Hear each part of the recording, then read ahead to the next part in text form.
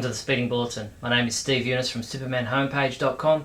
This is all Superman related news that happened during the week February 11 to February 17, 2011. The February 25th issue of Entertainment Weekly sees new Superman Henry Cavill adorn the cover wearing a Superman t-shirt. Inside, Cavill and director Zack Snyder talk about Henry winning the lead role for the new movie about the Man of Steel and what his audition was like. Snyder said, "Other actors put that suit on and it's a joke, even if they're great actors. Henry put it on and he exuded this kind of crazy calm confidence that just made me go, wow, okay, this was Superman." Warner Home Video launched the official website for All-Star Superman, the upcoming all-new animated movie being released on DVD and Blu-ray on February 22nd. The website features the video trailer and a preview clip, movie synopsis and information, and a gallery of images. To celebrate the release of All-Star Superman, Warner Home Video have also launched a Superpowers for a Day contest via Facebook. On Valentine's Day, our own Scotty V attended the world premiere of All-Star Superman in New York. Christina Hendricks, who voices Lois Lane, voice director Andrea Romano and screenwriter Dwayne McDuffie were on hand for the red carpet event and answered questions before and after the screening. Come by the site to read Scotty's report and also check out his spoiler-free review of the movie. Look for our reports from the LA premiere on the website soon too. The big story of the week in TV news was the revelation that Michael Rosenbaum is returning to Smallville for the series finale to reprise his role as Lex Luthor. In an official statement he said, "I'm simply doing it for all the fans out there who made Smallville the great success it is. I appreciate all their passion, their relentlessness and even their threats." Jim Bennett updated our Smallville episode guide with his summary of the most recent Season 10 episode Beacon, while Douglas Trumbull and Julian Finn have written their reviews for the same episode, with the boys at total opposites this week. Doug gave it a 5 out of 5, while Julian gave it a 1 out of 5. Masquerade, the 14th episode of Season 10 of Smallville, airs tonight, Friday, February 18th at 8 p.m. on the CW. In this episode, Oliver and Chloe are kidnapped while investigating a rash of murders carried out by Desaad, who then attempts to sicken Chloe with the darkness. Meanwhile, Lois advises Clark to get a disguise to protect his identity. Look for our episode summary and reviews in the days following this episode. TVLine.com had a major spoiler for the upcoming episode of Smallville titled Scion, revealing just who Lex Luthor's clone Alexander really is. Ready for it? Connor Kent. The show's executive producers said, "Connor's journey is manipulated by a master. Luckily, someone knows more about Connor's life than he does, but he should be wary of strangers bearing gifts." Greg Beeman announced that he will be directing the series finale for Smallville. Beeman, who directed many episodes during the show's early seasons, including some fan-favourite episodes such as Christopher Reeve's second appearance in Legacy, will be directing the second half of the series finale, with James Marshall directing the first half. The CW will air the pilot episode of Smallville in the lead-up to the series finale.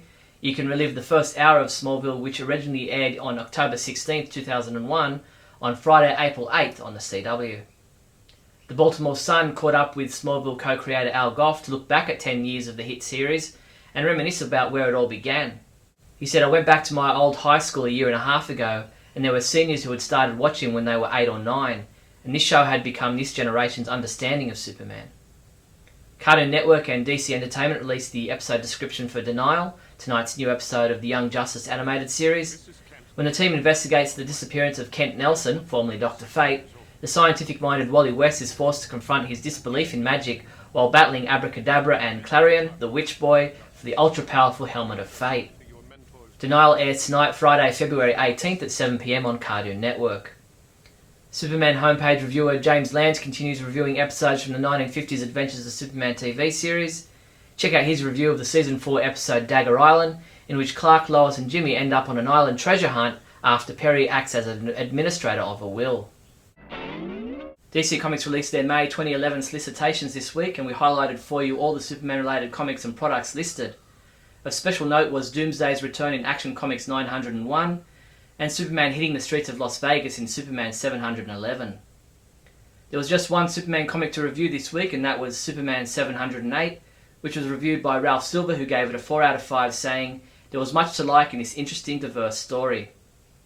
Superman comics shipping this week from February 16th include DC Universe Online Legends number 2, Justice League of America number 54, which is available in a variant cover, Supergirl number 61, Superman Batman number 81, Young Justice number 1, Superman Batman Torment trade paperback, and All-Star Superman Collector's Set.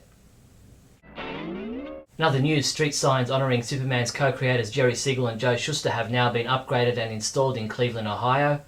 These were originally in plans for the unveiling back in 2009, but the signs were not printed with the S while the idea was worked out as to which S they would use. Joanne Siegel, wife of Jerry Siegel and model for Joe Shuster's original Lois Lane, passed away this week in California aged 93.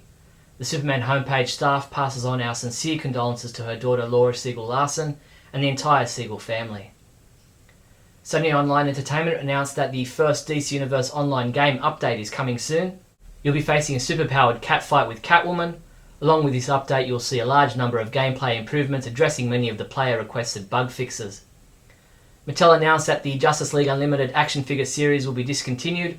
However, DCU fans have their new Young Justice action figure series to look forward to. That's all the Superman-related news there was for the week February 11th to February 17th. I'm Steve Younis from SupermanHomepage.com. Great Scott! Great Scott! Great Scott!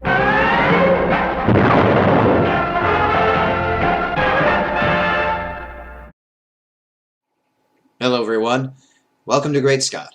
I'm Scotty V. Good to see you. Today we speak of Superboy and Young Justice. Several weeks ago, the Cartoon Network launched their new animated show, Young Justice. It was a repeat of the two-part episode aired in November called Independence Day, and it kicks off the series with a bang. I'm not going to review the individual episodes here, but I will tell you this. If you're a fan of good character work, character-driven plot, great storylines, beautiful animation, and just an interesting premise and story all around, this is the show for you. You won't be disappointed. I personally, when I heard about it, thought, another Teen Titans show. I didn't like the last one. No, I couldn't have been more wrong. I didn't expect that being outside what I believe is the target audience of the general that time slot viewing Cartoon Network fan, that I would like this show. I thought, well, it's for kids, it's for teenagers, it's probably going to be similar to a show they already did called Teen Titans, but that wouldn't make sense. They got to do something different. Why do it again? And in this case, all bets are off. The animation is probably the best that I've seen on a superhero cartoon show on television ever. I love it. I love the portrayal of Superboy. I love what they're doing with the character. He hasn't even gotten his name yet, but I love it. I even like the introduction of Miss Martian. I like all the characters. We have Kid Flash, Robin, and Aqualad, and who knows what's going to happen with Speedy. And as one character says in the first episode, that he is the Green Arrow's sidekick and his name is Speedy, that doesn't even make any sense, because the Flash's sidekick's name is Kid Flash and not something else. But anyway, I digress. I like the show, and I think you will too. That's been another edition of Great Scott. That's all for now. Remember, look up in the sky.